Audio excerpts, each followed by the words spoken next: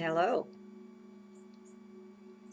You know, these videos that I do and the journals, um,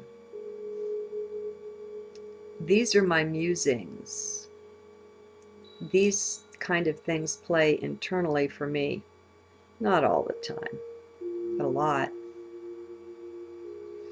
I guess it's what comes of being centered in heart and being in a space of peace.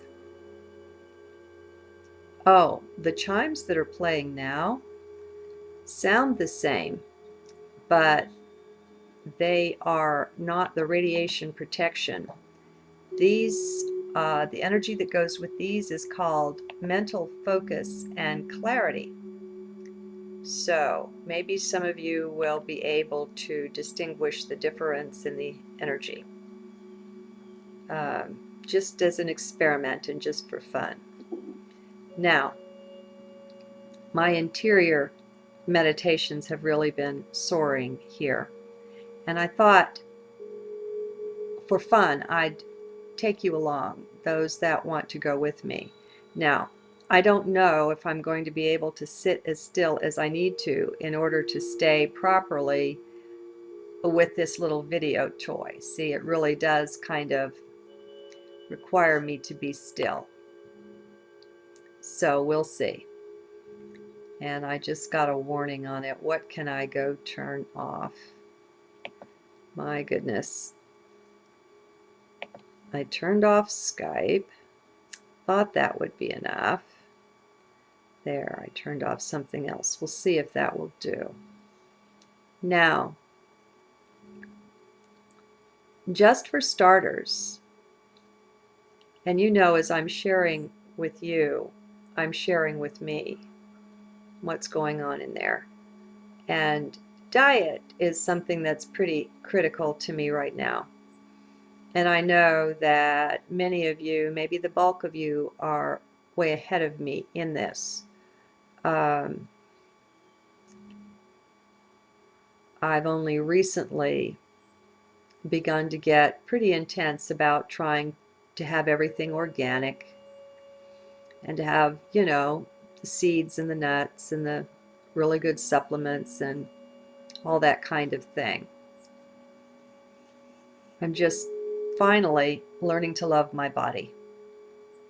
For a long time, I considered it an annoyance. It was the thing that kept me out of the heights of consciousness, you know, because I was here in 3D. I wasn't able to visit with my spiritual guides and angels and friends and whatever, you know. And so I'm pretty sure I've spent a number of lifetimes in resentment over that, which is silly, but you know, we all do silly things, right? And so I'm learning now. And the love is beginning to show in the outer way, which is my diet.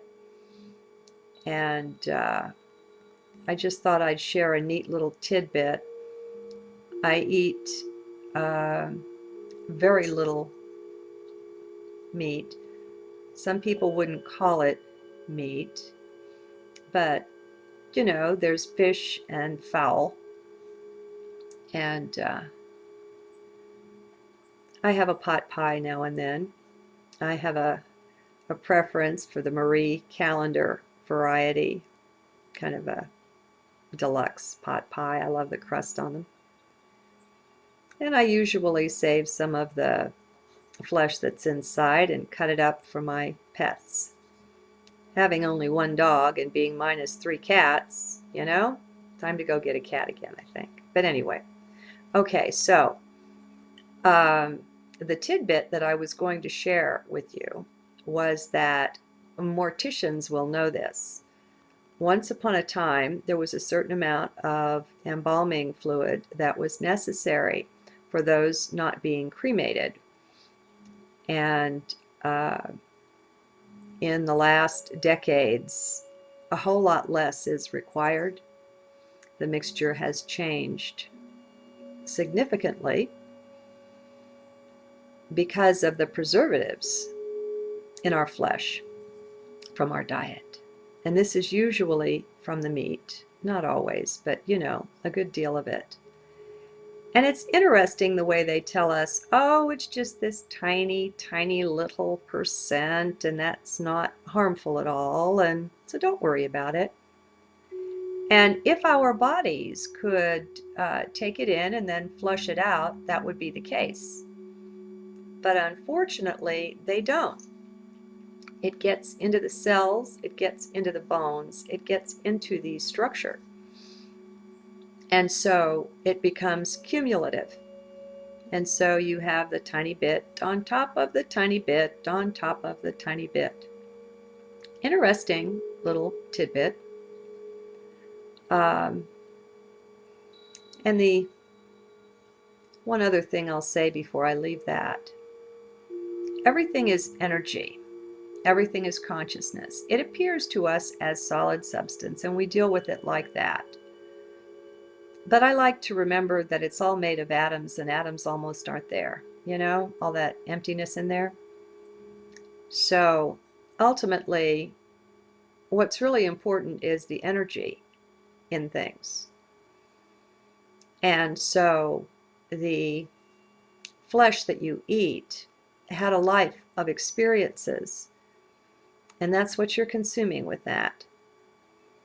And if we go back 200 years, the animals were treated a good deal differently.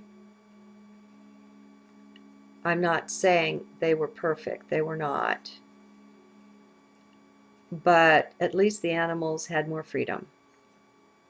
And a lot of them had a happier life than what they do now.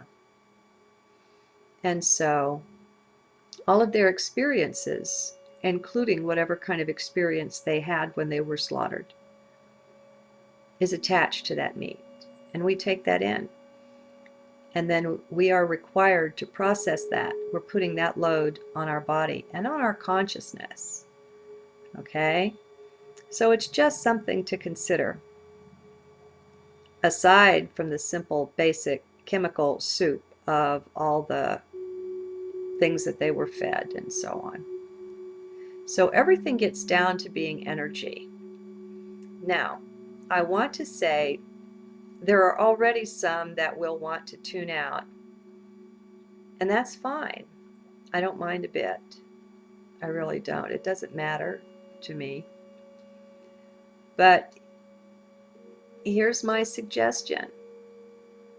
When you find yourself grossed out or wanting to leave or anything, whether it's here with what I'm saying or elsewhere, why not instead just observe yourself there and look and see. Don't look for anything in particular. Just watch and observe yourself. And maybe look to see, what is it in you that's bothered, irritated? What's the feeling that arises? Where might that come from? And then at some point you might be ready to look at it and see that perhaps it's the programming that you've received that's not wanting to accept what's being heard. We've been programmed in so many ways, my friends. And they don't want us waking up, no matter what. At all costs, we need to be kept hypnotized and asleep. So, click away if you will. That's no problem. But on the other hand, maybe watch and observe. Okay, now, what have I got going here? Lately, I have the 2 Michael Newton books. He's the PhD psychologist who made his specialty the study of life between lives. So when we're not in a body, when we're more who and what we really are on the other side, what are we doing? What are we about? And so he was totally fascinated by that. And I have the audio and the written version of those two books. And I've been enjoying it and trying it on, seeing how it feels.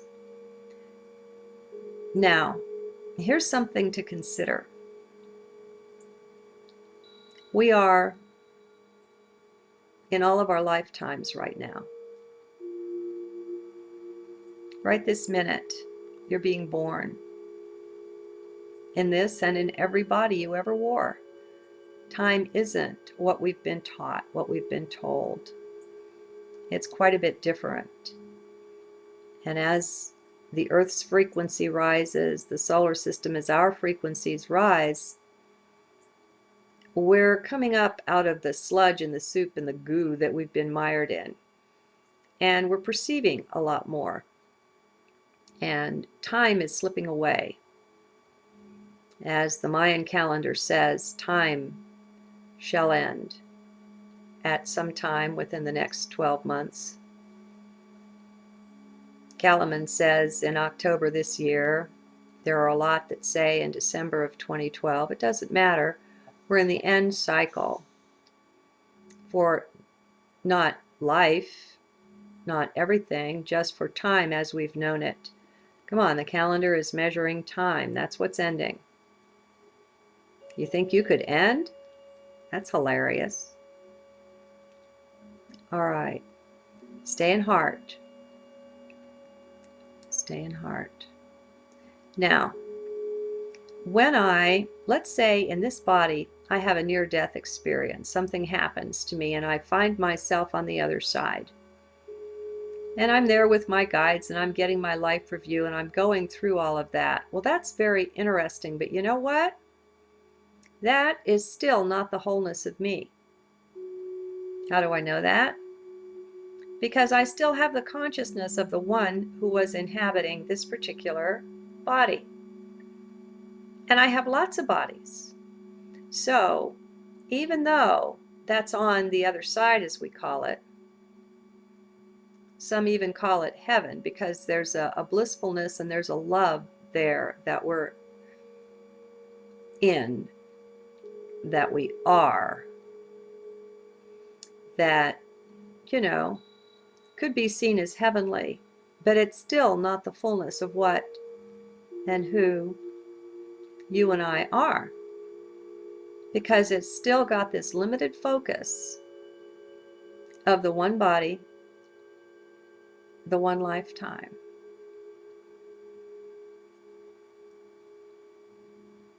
When subjects are put under hypnosis, they can travel pretty freely across their lifetimes, and that's interesting. And we have access to that on the other side as well. There are different ways to go about it, but it's accessible. And yet I still say, this is not the reality of who I am. It is still too limited. I don't care if it's blissful and transcendent and everything else. I don't care. It is still not the fullness. And I've had this sense that look at yourself in each one of your lifetimes. You know something of your soul. And if your soul is one who has been seeking light and truth, transcendence, God, whatever, then this isn't the only lifetime where you're like that. And so you have those other lifetimes where you have this same intensity about you and you're on this same search. And so you're also in all of your life reviews right now for all of those lifetimes. And yet, even when we have the OBE or the NDE, there is a unifying factor that is above all of that, that contains all of that, that I know that I contain, that I am. And I haven't yet found or seen it, heard it, written about, or discussed. Being in a space or a place or a consciousness or whatever that transcended even the other side. And then along comes Tom Kenyon, the sound healer, another, I guess he's a PhD, another psychologist. Only this one, instead of becoming a regression hypnotherapist, became a sound healer and wound up being a channel for these big-eared beings called Hathors. I've been exploring some of that, as I've mentioned in another video. TomKenyon.com will take you there. And if you'll click on the link on the left, on the menu on the left that says Hathors, there are a good number of messages from them going back into, I think it starts at 2003.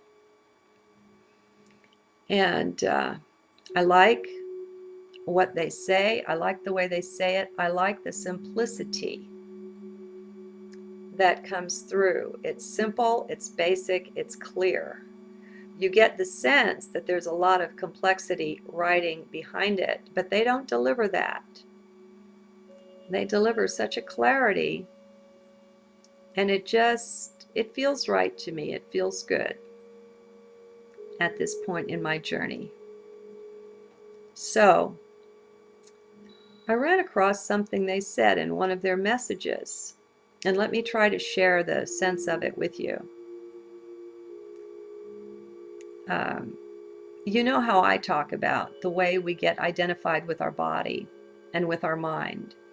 And I'm often trying to highlight that in you and in myself so that I can see where if someone says something to me and it hits me the wrong way, there's an irritation that rises up. Well, I like to look at that, and I like to look and see if I can spot where it comes from. Is that my programming doing that? Or is that me? Is that something I want to claim? What part of I is responding there? What is I? Anyway, so in one of these messages, the Hathors talked about transitions. And I think it might be the one called Transitions. I don't know exactly. This is off the cuff here, you know. It's not like I sat down and researched and took notes and created a speech. This isn't that. So do your own research on this. They spoke about the transition that we make on death as being one of 3 types of transitions. And they had something so deep to say that I've been pondering it in my heart ever since I read it. Not consciously, but deep down, there's a part of me that's really just digesting it, working with it, going over it, and knitting it together with the height and the depth of my experience from my various lifetimes and so on, digesting it. And this is what they said. They said that we are generally so identified with our bodies, our body, that when we transition out of it, it makes us a bit uncomfortable. And they said that in many cases, we call the light that appears, we call that light to us. And that whole experience with the tunnel and the light at the end and all of that, they suggest that's not the only option there. And that if, when we leave the body, we can be content with the void for a bit and not be in such a rush to go into this whole experience thing, and not be fearful and afraid, not have that discomfort that doesn't know what to do because it's not encased in a physical form, or not experiencing a physical form. Your form cannot encase you. And they suggest that if we can do it, it would be a good idea just to be for a bit. And that in the being, in the just stopping and being still in the void, we might come to recognize ourself as the I am consciousness, I think they said, something along that line. But that one way or another, we could come out of that much more empowered about what our future was going to be. We could make the choice of what kind of embodiment, if any, all that kind of thing. And I found that really deep. Because I know I'm not experiencing the fullness of myself, even when I'm blissed out and in the midst of this life review and with these beings where such intensity and openness of love is exchanged that it's celestial. It truly is. And it's truly wonderful. But even that is not the fullness of me. We are divinity, my friends. When are we going to wake up and acknowledge this?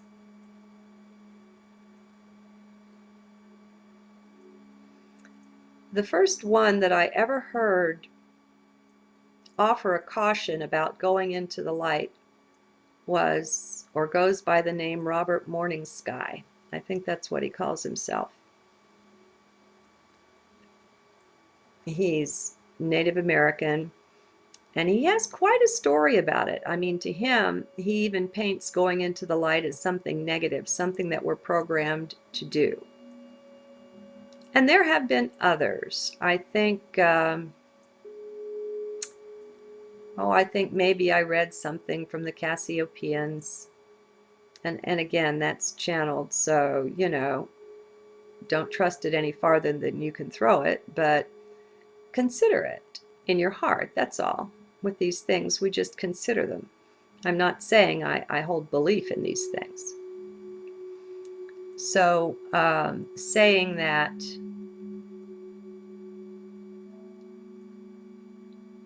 there are beings that feed off of us in some way, and that there's still this power and control thing going on the other side. I like that less. I have resistance to that. But anyway, I like being the empty cup, because in that emptiness, I'm willing to look at and consider most things. I won't say everything. I don't know. I still have boundaries. There are things I find offensive and so on, so I don't know. But again, always be asking yourself, what is I? What is the I that is talking? What is the I that is offended? What is the I that has boundaries, etc.? Muji is a really good one for that, to help give us the training. And it's a matter of the watching and observing that I talk about all the time. The eyes turned inward instead of outward, because the answer to everything that you see out there is inside, not outside. So I thought I'd share this wee bit of transcendence with you, just to let you know that even with Michael Newton and his work with life between lives, I'm still not satisfied. I'm still not content. I haven't found or recognized yet that level of transcendence that will let me know that's it. That in that I have connected with the coherence of the whole that I am. We're still looking at these things from underneath. We're not up above high enough yet. Our beings are truly, truly, truly transcendent. So don't think there's a ceiling. Maybe that's part of what I'm saying here. There's no ceiling that we can find. Not here. Not where. I don't know.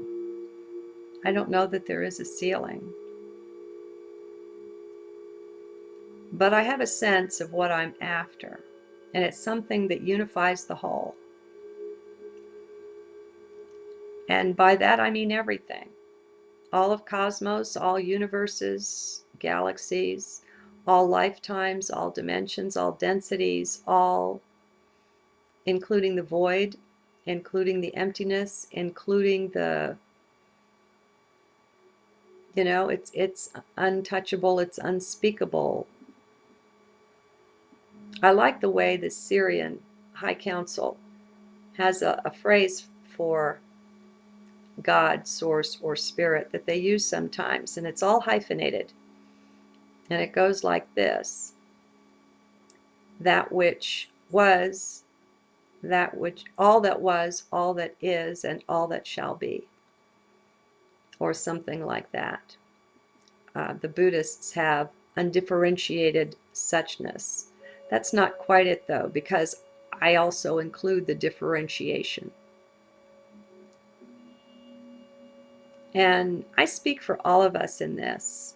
Always remember there's nothing special here.